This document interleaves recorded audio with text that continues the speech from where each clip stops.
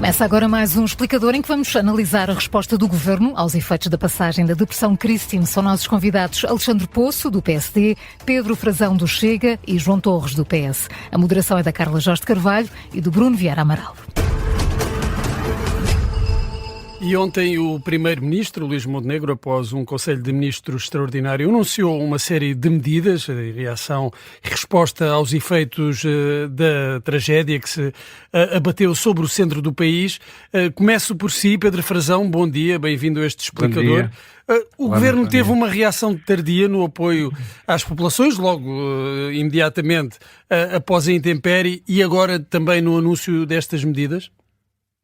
Bem, muito bom dia a todo o auditório da Rádio Observador. De facto, este governo parece uma barata tonta e essa figura cristaliza-se na péssima imagem que a Ministra da Administração Interna trouxe ao país, dizendo que estava em processo de aprendizagem, a dizer que vamos embora. Já no verão tinha dito vamos embora quando foi colocadas as questões sobre os fogos e agora dizia que não só respondia a mais uma pergunta e é só mais uma. E, portanto, isto é de facto a cristalização nesta personagem de tudo aquilo que o Governo está a ser incapaz de fazer.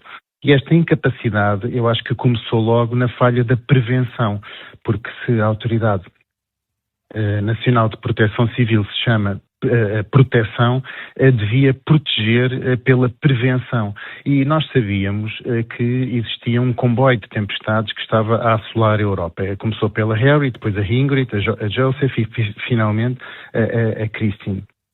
E não foram lançados os avisos corretos à população. Eu acho que Então que avisos é que deveriam ter sido lançados, Pedro Frazão? Eu penso que sim, porque... Que tipo de avisos? Porque a maior parte das pessoas recebeu avisos no telemóvel. O que é que deveria ter sido feito? Existe já uma grande sensibilização para esses avisos de telemóvel e devia ter sido feita uma comunicação ao país dizendo às pessoas o que é que realmente estava para chegar, porque meteorologicamente nós sabíamos, e por exemplo, posso partilhar que recebi no meu WhatsApp uma cadeia uma mensagem do WhatsApp a dizer atenção que isto é mesmo a sério, o que vem aí é mesmo perigoso, por favor não saiam de casa, tirem tudo, não facilitem nas estradas, adiem a saída das casas, carreguem lanternas e telemóveis e etc. E, portanto, havia já uma sensibilidade que não foi comunicada ao país com a seriedade que devia ter sido. Se o Primeiro-Ministro faz comunicações ao país a dizer que vai fazer, por exemplo, uma ação policial no Martim Moniz, também pode fazer uma comunicação ao país para avisar as pessoas que vai chegar uma tempestade muito séria e que as pessoas têm que proteger. As autoestradas, muitas delas não foram cortadas. Nós vimos nas redes sociais imagens de caminhões voltados que capotaram por causa do vento, porque estas estradas não estavam fechadas. Um deles, por exemplo, na Ponte Vasco da Gama. Sim, exatamente. Fez razão, portanto, aqui defende que se podia ter feito mais ao nível da prevenção e que há uma banalização desses avisos por parte da Proteção Civil. Deixe-me então perguntar ao Pedro Frazão se considera que as medidas ontem anunciadas são suficientes ou se era preciso mais e melhor por parte do Governo e o quê, ao certo? Sim, eu agradeço-lhe a pergunta, mas queria só devolver... Sim, rapidamente, senão não temos tempo para... Alexandre Poço, bem, eu na primeira intervenção já falei manifestamente menos do que os meus contendentes, portanto espero que agora tenha mais algum tempo para falar.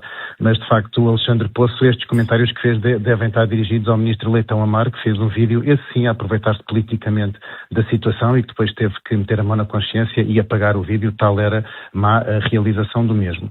Mas, de facto, neste momento, nós não temos mesmo que ser reativos e temos mesmo que pôr a boca no trombone, digamos assim, porque é inadmissível que ao fim de praticamente uma semana ainda tenhamos 160 mil pontos de entrega sem energia elétrica e muitas pessoas sem água. Portanto, depois do stress que foi o apagão, e nós percebemos finalmente no país que a entrega da água, que é um bem essencial para a vida e para a alimentação, está dependente, pelos vistos, da bombagem elétrica e, novamente, passado mais de 6 meses, voltamos a ter pessoas sem água por falta de energia elétrica. Portanto, nada foi aprendido naquelas 24 horas do apagão. E o que eu quero perguntar aqui hoje é se os portugueses acham que se existir um sismo como aquele de 1755, se alguém confia que Portugal está preparado para uma calamidade uma calamidade dessa dimensão.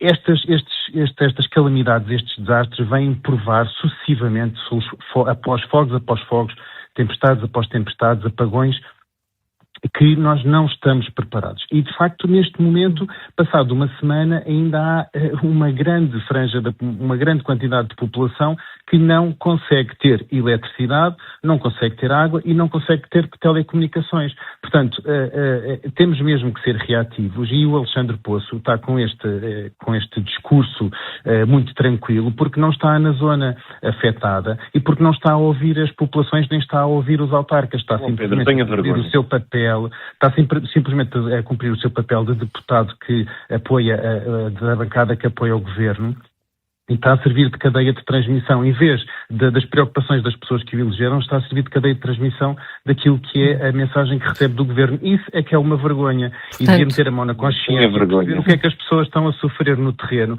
que não têm o exército a ajudar. Onde é que está o exército? Onde é que está a marinha? Onde é que está a força aérea? Só servem para ir fazer filmes para o ministro Nuno Melo, não servem para ajudar as pessoas. Ontem o primeiro-ministro, passado não sei quantos dias, passado 5 ou 6 dias da tempestade ter passado, é que veio anunciar que 3.000 militares estão preparados para irem nos próximos dias para o terreno. Mas isto admite-se, nos próximos dias. Os militares têm que estar no terreno imediatamente, a limpar estradas. Muito crítico, Pedro Frazão, muito crítico daquilo que o governo... terminar com um apelo, quero deixar aqui o apelo sobre os animais. Esta zona é uma das zonas mais importantes na suinicultura portuguesa. Nós vimos anteontem o presidente da Federação Nacional de Associações de Suinicultura a dizer que milhares de animais, dezenas de milhares de animais estão a morrer à fome, à sede e sem eletricidade nas explorações. Nada está a ser feito. O Ministro da Agricultura foi visitar o terreno e não está a dar nenhuma ajuda aos suinicultores da zona. Dezenas de milhares de animais estão a morrer e nada está a ser feito nesse sentido. E isto também é um drama. É uma ressalva importante que aqui deixa Pedro Frazão. Põe até em causa a nossa soberania alimentar. As visões são muito diferentes, mas ficaram aqui muito claras. Agradeço por isso a presença do Alexandre Poço, Pedro Frazão, João Torres. Um bom dia, uma boa semana. Obrigado. Um bom dia a todos. Obrigado.